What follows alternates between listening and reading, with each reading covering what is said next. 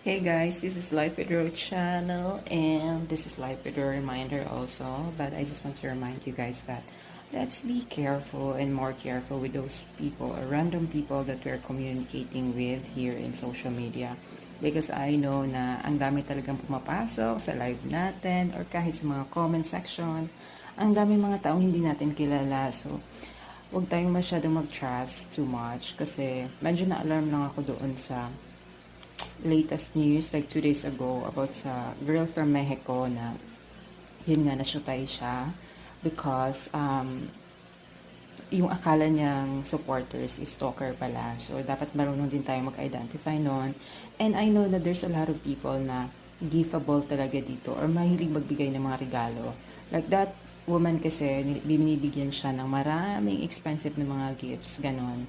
Yun yung nasa mga news. Tapos, this girl, hindi siya easy to get. So, hindi siya nag-say yes sa lahat, ganon. So, parang ayaw ng boy na mano siya. So, instead of, giving gifts more, so, parang ano na talaga siya, parang, my God, nakakatakot siya. Nakakatakot yung taong ganun.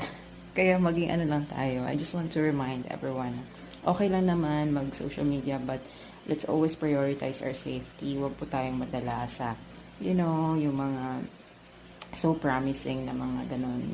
But there's a lot of people, hindi ito generalize, but there's a lot of people who have a good intention, in good faith talaga yung mga help nila or mga share on blessings nila, which is very acceptable yun. And thank you so much to those people who are so generous to my channel also. Thank you so much. I just want to shout out to you guys. But of course, let's just be vigilant and put some limitation and boundaries when it comes to communicating, most especially to those people who are like, i-communicate talaga tayo more on personal note, like asking for our other accounts and all. So let's just be careful with that one. But again, this is just a reminder, guys. Pero hindi naman, I'm not saying na famous tayo, because that woman is like super, hindi naman siya super famous, but she's so beautiful as like she's like a Barbie, ang liit ng shoulder. Oh my God, super, super ang ganda.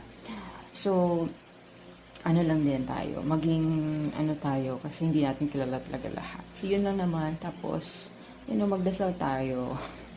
Let's always put God first in everything we do. God bless everyone. This is Life with your reminder. I miss putting a reminder on my channel. Have a blessed Sunday, guys. God bless. Ta-da!